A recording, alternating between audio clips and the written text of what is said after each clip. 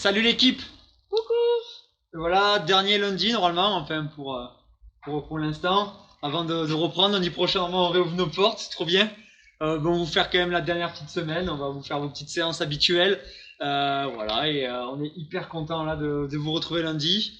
Pareil, vous recevez un mail avec plus d'informations sur les conditions pour pouvoir venir, s'inscrire et surtout savoir comment on va s'organiser là. Pour la suite, à la boxe, ça va être un petit peu différent. Mais pour l'instant, vous continuez un petit peu vos séances. On vous a fait une bonne séance simple et efficace aujourd'hui. Voilà, on continue voilà, toute la semaine à vous se tenir et à être avec vous un petit peu chez vous là. Allez, une semaine à tenir les gars. Allez, on lâche rien. Pour le warm-up du jour, vous allez voir, vous allez avoir 4 tours à faire. On va rester sur les mêmes bases d'exercice. Par contre, ils vont être évolutifs par rapport à votre amplitude. Au début, le premier tour, ça va être pour redécouvrir les mouvements, pour prendre le temps de bien se placer et de vous étirer surtout et de comprendre l'exercice. Et au fur et à mesure des tours, vous allez pouvoir y mettre un peu plus d'amplitude, un peu plus d'intensité. On vous explique tout ça. Premier exercice, vous allez vous faire des petites stations 10 mètres aller, 10 mètres autour. Il n'évoluera pas cet exercice, à part sur la rapidité d'exécution. Vous allez partir sur des montées de genoux classiques, aidez-vous des bras pour travailler un petit peu sur la coordination. Vous faites 10 mètres de montée de genoux, vous revenez, vous refaites 10 mètres de montée de genoux.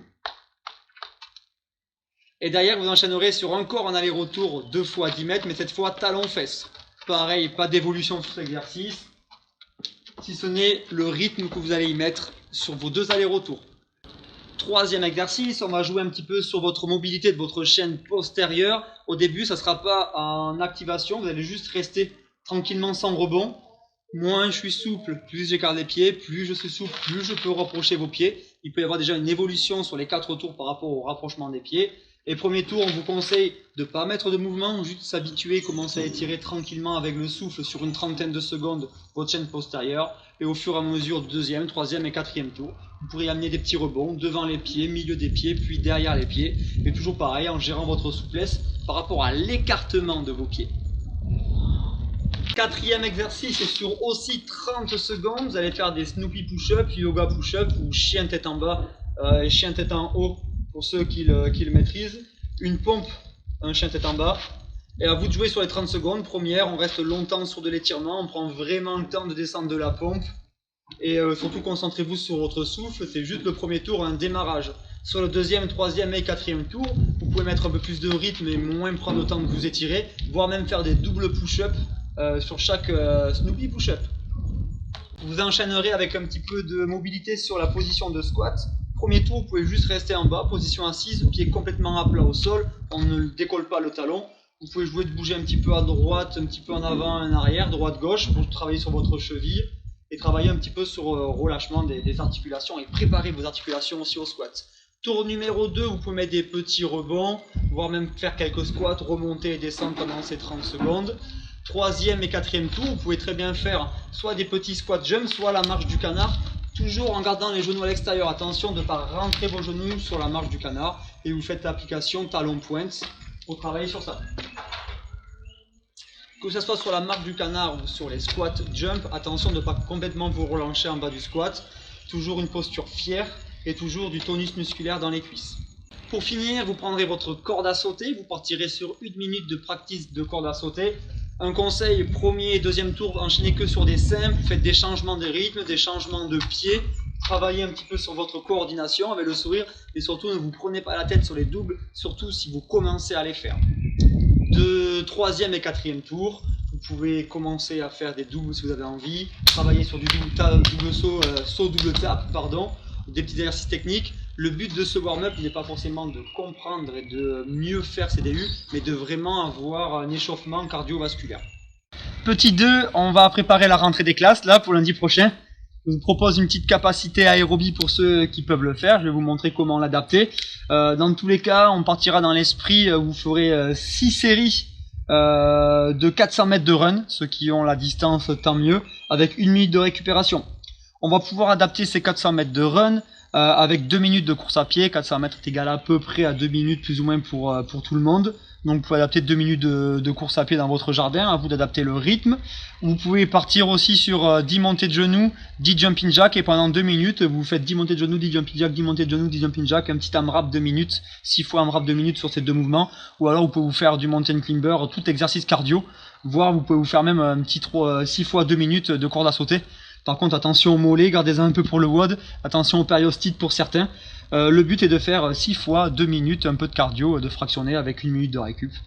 Si jamais vous ne savez pas du tout quoi faire, envoyez-nous un message et on vous trouvera une bonne activité avec le matériel que vous avez à la maison.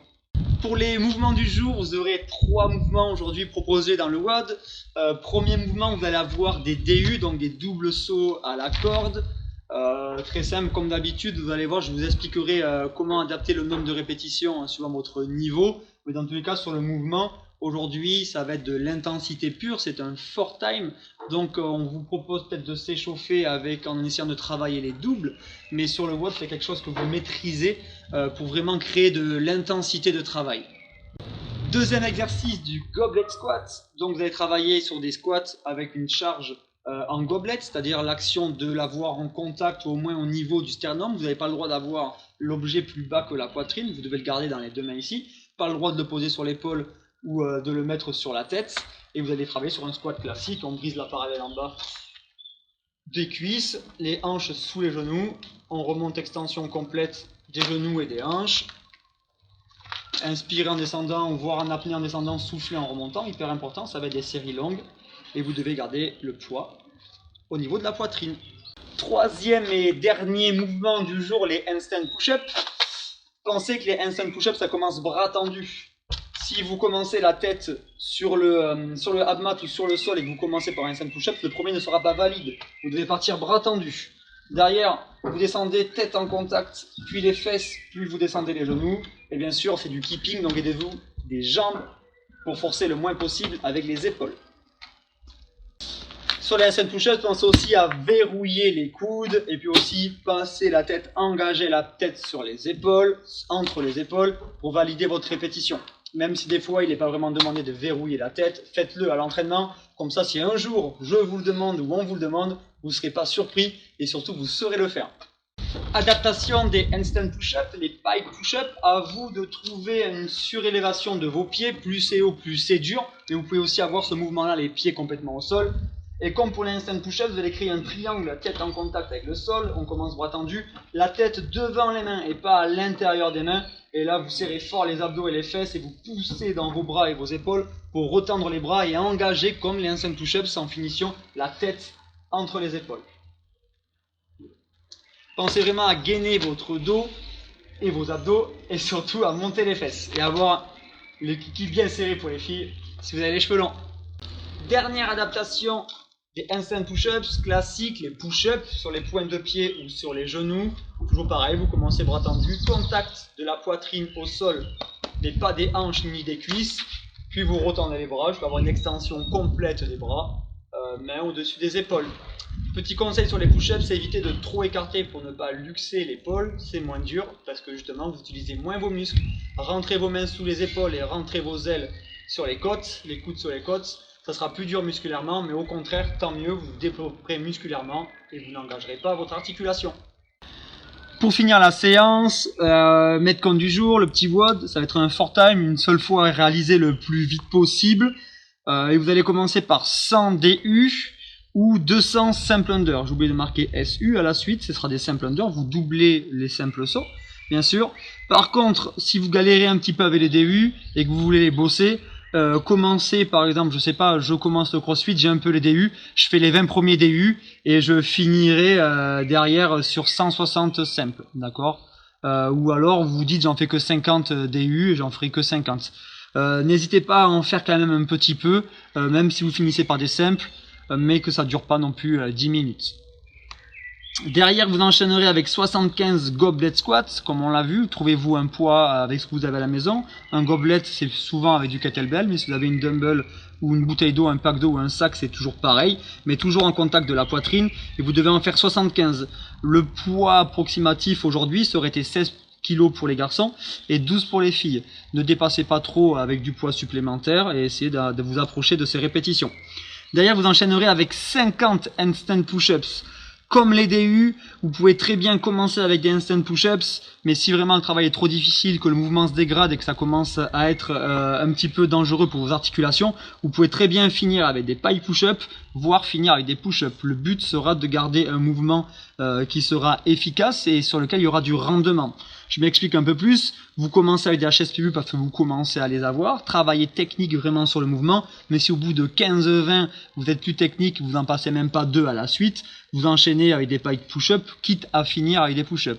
Pareil en scale, vous pouvez commencer avec des pikes et si le mouvement commence à être un peu trop dur et à se déformer, à se dégrader, vous pouvez finir avec des push-ups. Et dernier, pour continuer à aller jusqu'au bout des choses, vous pouvez commencer à faire des push-ups sur les pointes de pied, travailler le plus propre possible et dès que le mouvement se dégrade, vous finissez avec des séries assez longues sur les genoux. Et vous finirez avec la descente, comme vous avez commencé, vous enchaînerez avec 75 goblet squats au même poids, avec la même amplitude, et vous refinirez avec les DU. N'hésitez pas à adapter les DU par rapport à la première série. Si vraiment c'était catastrophique et que les premiers vous ont un petit peu énervé, DU, finissez fort avec 200 simple and broken et vous serez fiers de vous. Voilà pour la séance d'aujourd'hui. Normalement, il y a de quoi faire. Il y a de quoi revenir en forme lundi prochain. On vous attend avec impatience et on vous dit à demain. Allez, ciao les loulous. Bonne soirée, bonne journée.